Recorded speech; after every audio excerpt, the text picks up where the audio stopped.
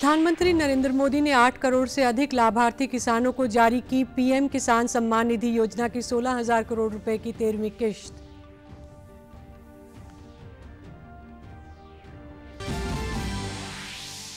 राष्ट्रीय विज्ञान दिवस के अवसर पर प्रधानमंत्री ने दी शुभकामनाएं। राष्ट्रीय डेयरी अनुसंधान संस्थान में विशेष कार्यक्रम का हुआ आयोजन।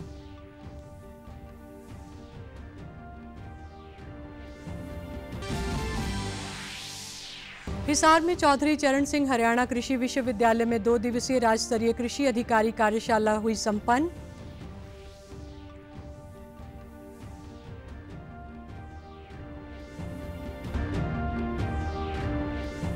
और मुख्य सचिव संजीव कौशल ने गुरुग्राम में कल से 4 मार्च तक होने वाली G20 anti corruption working group की बैठक की तैयारियों का लिया जायजा।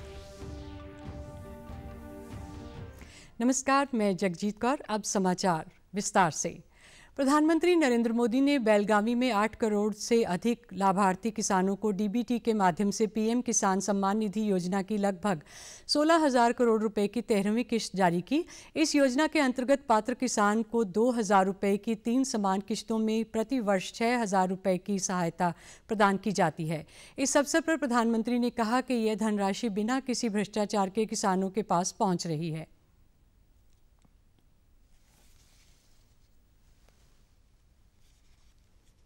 दुनिया के लोगों को भी अजूबा होता है और इतनी बड़ी रकम 16,000 करोड़ रुपया पल भर में, और कोई बिचौलिया नहीं, कोई कटकी कंपनी नहीं, कोई करप्शन नहीं, सीधा सीधा किसान के खाते में।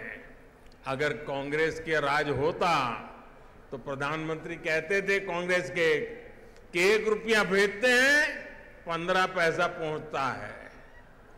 अगर आज उन्होंने 16,000 करोड़ का सोचा होता तो आप सोचिए 12-13 हजार करोड़ रुपया कहीं गायब हो गया होता।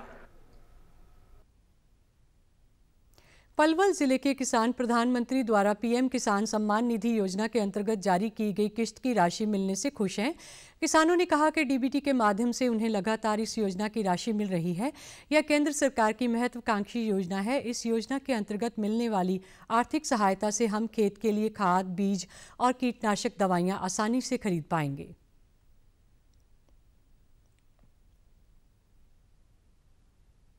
तेरी किस्त हमारे खाते में आ चुकी है जी, और मैं खाद बीज में इस्तेमाल करता हूँ और छोटा मोटा अपना घर का काम करता हूँ जी। बस पीएम सम्मान निधि जो है ये बहुत अच्छी योजना है और ये किस्त 13वीं किस्त हमारे खाते में आ चुकी है और इस पैसे का हम खाद बीज में उपयोग करते हैं। सम्मान निधि योजना हमारे पहले से खाते में आई और अब भी हमारे खाते में आ चुकी है।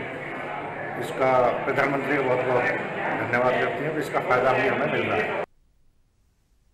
वहीं कृषि उपनिदेशक ने बताया कि प्रधानमंत्री किसान सम्मान निधि योजना किसानों के लिए फायदेमंद है और इसके अंतर्गत जिले में 48,385 किसानों को योजना का लाभ दिया जा रहा है। शुरू किया था उसकी आज 13वीं किस्त किसान भाइयों के खाते में एक ही क्लिक में जाएगी। तो ये हमारे जिला पलवल के लिए और देश के सभी किसान भाइयों के लिए बड़ी खुशी का अवसर है। ये 1 फरवरी 2019 में स्कीम शुरू हुई थी और 2 एकड़ से कम किसान या 2 एकड़ वाला किसान इसमें पार्टिसिपेट कर सकता है। देश भर में आज राष्ट्रीय विज्ञान दिवस मनाया जा रहा है। 28 फरवरी के ही दिन भारत के प्रसिद्ध वैज्ञानिक डॉक्टर सर सीवी रामन ने रमन प्रभाव के खोज की घोषणा की थी। यह घोषणा दुनिया भर के कई वैज्ञानिक अनुप्रयोगों का आधार बन गई है। यह दिन लोगों और देश के युवा पीढ़ी तक विज्ञान के महत्व को पहुंचाने का माध्यम है। प्रधानमंत्री नरेंद्र मोदी ने ट्वीट के माध्यम से डॉक्टर सीवी रामन को श्रद्धांजलि देते हुए कहा कि राष्ट्रीय विज्ञान दिवस पर सभी वैज्ञानिकों और अन्वेषकों को मेरी शुभकामनाएं। भारत विज्ञान की दुनिया में अनगिनत प्रगति कर रहा है और अनुसंधान व नवाचार के लिए एक पारिस्थितिक तंत्र का पोषण कर रहा है। इस मौके पर उन्होंने एक वीडियो संदेश भी जारी किया। आज का दिन भारत के महान वैज्ञानिक डॉक्टर सीवी रमन जी द्वारा की गई रमन इफेक्ट खोज को समर्पित है। कि रमन इफेक्ट की खोज ने पूरी विज्ञान की दिशा को बदल दिया। हमारे देश के अनगिनत वैज्ञानिक हैं जिनके योगदान के बिना साइंस इतनी प्रगति नहीं कर सकती। साइंस में पैशन के साथ जब देश की सेवा का संकल्प जुड़ जाता है तो नतीजे भी अभूतपूर्व आते हैं।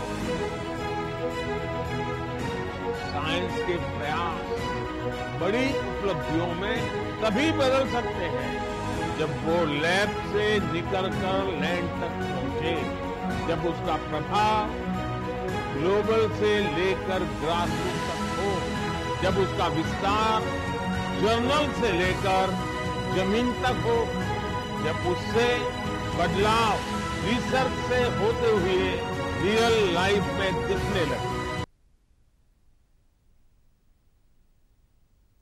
वहीं मुख्यमंत्री मनोहर लाल ने अपने ट्वीट में कहा कि नोबेल पुरस्कार विजेता भारत रत्न डॉक्टर सीवी रामन के सम्मान में मनाए जाने वाले राष्ट्रीय विज्ञान दिवस पर वैज्ञानिकों और विज्ञान प्रेमियों को बधाई।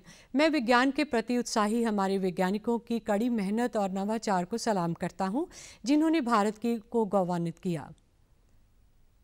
करनाल में आज राष्ट्रीय विज्ञान दिवस के अवसर पर राष्ट्रीय डेयरी अनुसंधान संस्थान में एक कार्यक्रम का आयोजन किया गया, जिसमें भारतीय कृषि अनुसंधान परिषद पशु विज्ञान के उप महानिदेशक डॉक्टर BN त्रिपाठी ने मुख्य अतिथि के रूप में शिरकत की और पशु विज्ञान प्रदर्शनी का अवलोकन किया।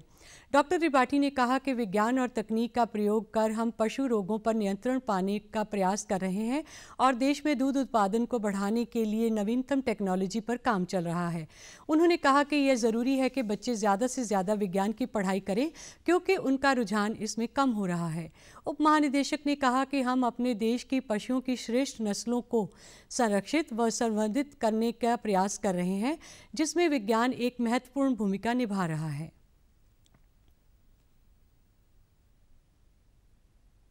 बच्चे ज़्यादा से ज़्यादा साइंस की पढ़ाई करें, क्योंकि धीरे धीरे कम हो रहा है, तो उसमें हमें इंटरेस्ट पैदा करने के लिए भी आज हमने इनको यही बताया कि किस तरह से साइंस को हम क्वालिटी ऑफ ह्यूमन लाइफ अच्छी बनाने के लिए हम यूज़ कर सकते हैं। साइंस के बहुत सारे और भी प्रयोग हो रहे हैं, होते रहेंगे। संस्थान के निर्देशक डॉक्टर धीर सिंह ने कहा कि हम साइंस सप्ताह मना रहे हैं। इस दौरान देश के वरिष्ठ वैज्ञानिकों को संस्थान में बुलाकर उनका व्याख्यान कराया जाएगा। उन्होंने कहा कि हम प्रधानमंत्री नरेंद्र मोदी के मेक इन इंडिया कार्यक्रम को आगे बढ़ाते हुए पशुओं के लिंग निर्धारण की तकनीक पर काम कर रहे हैं, जिसमें हमें सफलता मिल रही है। NDRA बहुत लीडिंग उस पर काम कर रही है। हमारे कई प्रोजेक्ट हैं और इवन हमारे कुछ प्रोजेक्ट इतना आउटपुट है कि जो बाहर से लोग भी कोलैबोरेशन कर रहे हैं। लेकिन हम प्रधानमंत्री जी के मेक इन इंडिया प्रोग्राम के अंदर हम उस टेक्नोलॉजी को बहुत इंडिजीनस करके बहुत सिंपल बनाना चाहते हैं कि हमारा फार्मर क्योंकि हमारा जो फार्मर है बाहर के फार्मर से अलग है। हमारे छोटे छोटे फार्मर हैं, उनके पास 1-2 है। अगर वो टेक्नोलॉजी बनाएंगे 1000 रुपये में सीमेंट, तो वो बहुत मुश्किल होगी।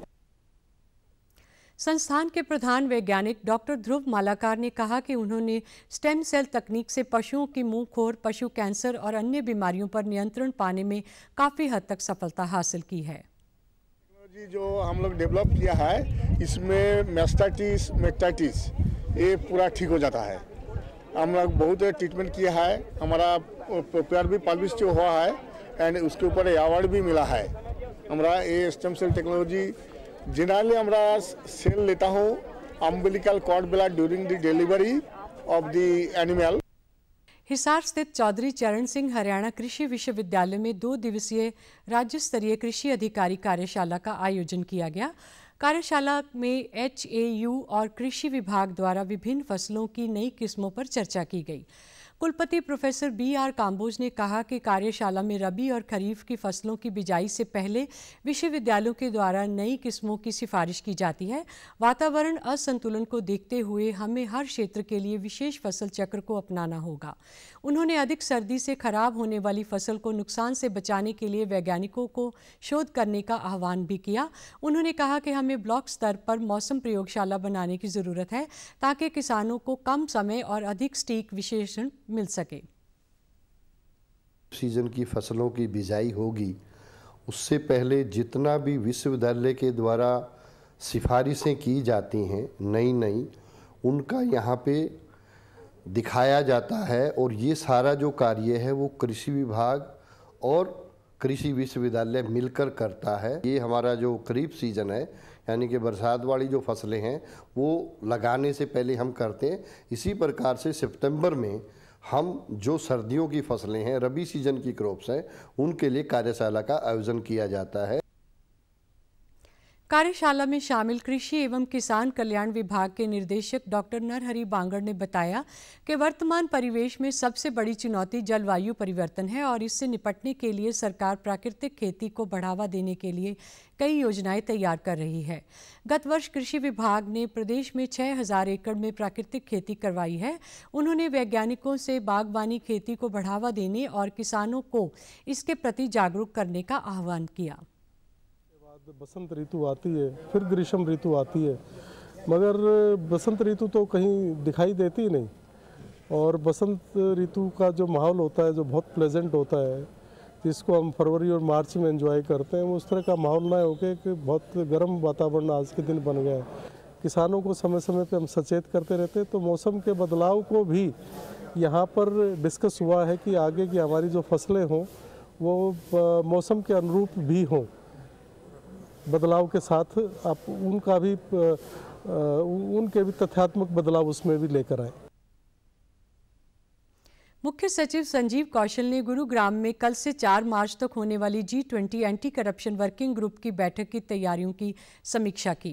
मुख्य सचिव ने पुलिस महानिदेशक और अन्य अधिकारियों को बैठक में इस आयोजन से जुड़े विभिन्न कार्यों के बारे में जरूरी दिशा निर्देश भी दिए। उन्होंने कहा कि इस कार्यक्रम के डेलीगेट्स के आगमन का सिलसिला शुरू हो चुका है। डेलीगेट्स के स्वागत के लिए IGI एयरपोर्ट से लेकर लीला होटल तक हरियाणवी संस्कृति के भव्य प्रदर्शन किए जाएं।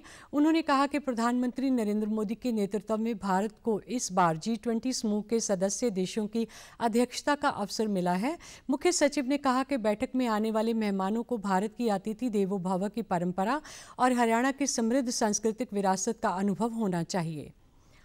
प्रधानमंत्री नरेंद्र मोदी लगातार बजट उपरांत वेबिनारों को संबोधित कर रहे हैं। इस कड़ी में प्रधानमंत्री ने आज वीडियो कॉन्फ्रेंसिंग के जरिए क्षमता का सदुपयोग, प्रौद्योगिकी का उपयोग करते हुए जीवन में सुगमता लाना विषय पर आयोजित सेमिनार को अब संबोधित किया। पीएम ने कहा कि आज सरकार की नीति और निर्णयों का असर हर जगह दिख रहा है। आज आम जन के जीवन में सरकार का दखल और दबाव कम हो गया है। आज सरकार की नीतियां और निर्णयों का सकारात्मक प्रभाव हर उस जगह देखने को लगा है जिसकी सबसे ज्यादा जरूरत है। हमारा प्रयास हर गरीब और वंचित के जीवन को आसान बना रहा है, उनकी ईज ऑफ लिविंग बढ़ा रहा है। लोगों के जीवन में सरकार का दखल और दबाव भी कम हो रहा है। आज लोग सरकार को रास्ते की रुकावट नहीं मानते हैं। प्रधानमंत्री ने कहा कि 21वीं सदी का बदलता हुआ भारत तकनीक की ताकत से नागरिकों को लगातार सशक्त कर रहा है।